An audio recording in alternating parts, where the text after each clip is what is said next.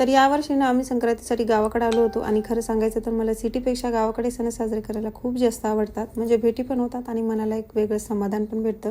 तुम्हाला पण असंच वाटतं का? नक्की कमेंटमध्ये सांगा. गावाकडे आल्यावर ताईची सत्यनारायणची पूजेची मांडणी चालू होती आणि त्या दर महिन्याला पौर्णिमेला सत्यनारायण वाचतात आणि एकीकडे आईचे सुगडी पूजन चालू होतं.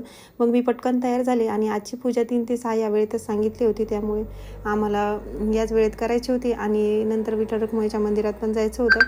तर सगळ्यात अगोदर पूजा करून घेतली आणि नंतर शेजारच्या बायका आल्या होत्या, त्यांना वाणासाठी बोलवलं होतं, तर त्यांना हळदी कुंकू केलं. आणि सण म्हणजे फक्त काही तयारीच नसते, तर एकमेकांना भेटणं, हसणं आणि परंपरा जपणं सुद्धा असतं. वरच्या ताईने सुद्धा आम्हाला हळदी कुंकाला बोलवलं होतं. मग मी आणि आई दोघीजणी आम्ही गेलो. तोपर्यंत ताईने सत्यनारायणची पूजा वाचून घेतली आणि सगळ्यांनी मिळून आम्ही मग सत्यनारायणाची आरती केली. घरात एकदम प्रसन्न आणि शांत असं वातावरण झालं होतं आणि आम्हाला थोड्या वेळाने मंदिरात जायचं होतं. तर अशी होती आमची गावाकडची संक्रांत.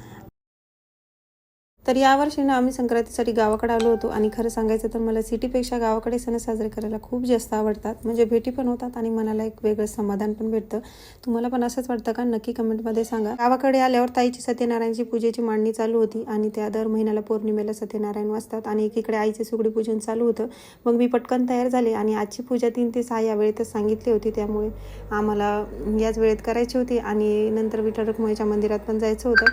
तर सगळ्यात अगोदर पूजा करून घेतली आणि नंतर शेजारच्या बायका आल्या होत्या, त्यांना वाणासाठी बोलवलं होतं, तर त्यांना हळदी कुंकू केलं.